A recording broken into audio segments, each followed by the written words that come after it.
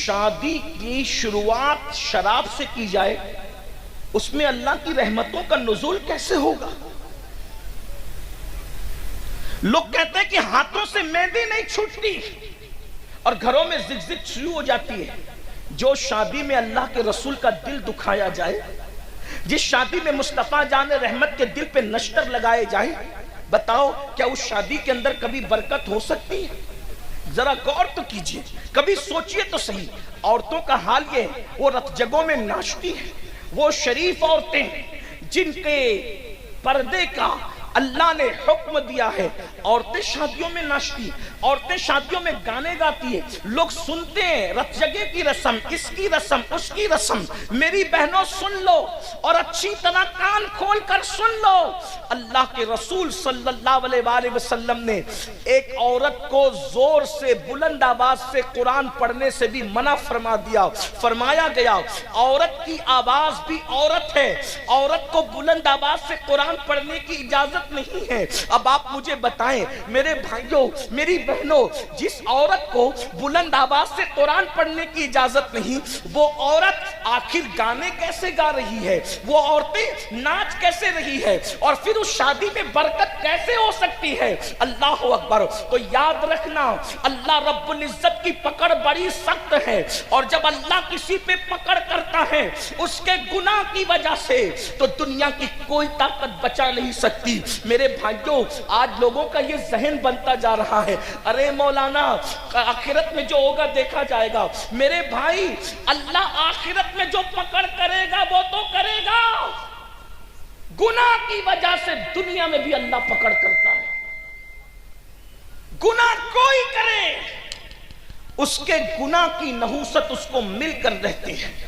ایک بزرگ فرماتے ہیں جب رات کو مجھ سے کوئی گناہ ہوتا ہے تو صبح اس گناہ کا اثر میرے بچوں میں مجھے نظر آتا ہے، میری سواری میں مجھے نظر آتا ہے۔ لوگوں نے پوچھا وہ کیا؟ کہا رات کو اگر میں گناہ کرتا ہوں تو صبح میری اولاد میری نافرمانی کرتی ہے، صبح میری سواری میری نافرمانی کرتی ہے۔ پتہ چلا اولاد غدار یوں ہی نہیں ہوتی، ہر اولاد کو ماں باپ سے پیار ہوتا ہے۔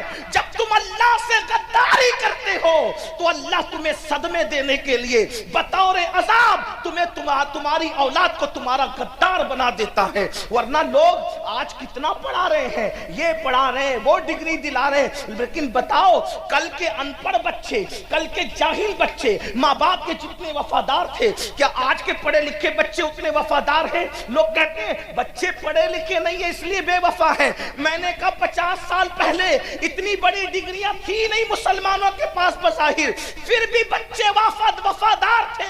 وجہ کیا تھی؟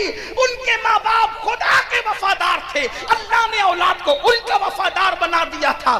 آج ماں باپ بچوں کو ڈگریاں بھی دلا رہے ہیں، انگلش بھی پڑھا رہے ہیں، ڈاکٹر بھی بنا رہے ہیں، وکیل بھی بنا رہے ہیں، انجینئر بھی بنا رہے ہیں، پھر کیا ہو رہا ہے؟ لیکن اللہ کے وفادار نہیں ہے ماں باپ۔ تو جو ماں باپ اللہ کے وفادار نہیں، اللہ نے ان کی اولاد کو ان کا غدار بنایا ہے، اللہ نے ان کی اولاد کو ان کا باغی بنایا ہے، تاکہ تمہیں اللہ صدمے دے اور تمہیں بطور عذاب یہ بتائے ان بطش ربک لشدید۔ یاد رکھنا اگر اللہ پہاڑ تم پر گرا دیتا تو تم کو اتنی تکلیف نہ ہوتی جتنی اولاد کے ستانے سے انسان کو تکلیف ہوتی ہے۔ یہ بڑی بڑی بیماریاں یہ کس وجہ سے ہے؟ یہ اللہ کی نافرمانی کی وجہ سے ہے، یہ خدا کی نافرمانی کی وجہ سے ہے۔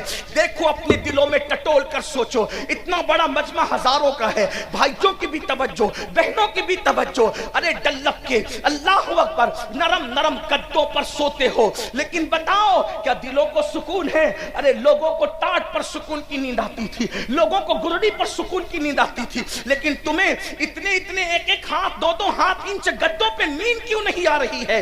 کروٹیں بدل رہے ہیں، دل بے چین ہے، دل بے قرار ہے، نیند کی گولیاں کھا رہے ہیں، لیکن سکون کی نیند کیوں نہیں آتی؟ وجہ یہ ہے کہ راتوں کو اللہ کی نافرمانی کرنے والوں، نرم نرم گدوں پہ لیٹ کر سیریل دیکھنے والوں، نرم نرم گدوں پہ لیٹ کر فلمیں دیکھنے والوں، نرم نرم گدوں پہ لیٹ کر زنا کے مناظر دیکھنے والوں، نرم نرم گدوں پہ لیٹ کر گانے سننے والوں، بتاؤ جب تم اللہ کی نافرمانی کرو گے تو تمہیں سکون کی نیند کیسے آئے گی؟